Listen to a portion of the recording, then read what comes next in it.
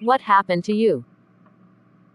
I got drenched in heavy rain when I was going to the supermarket to buy a few things.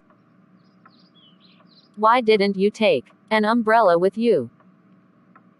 When I left my house in the morning, the sky was clear and there were no clouds.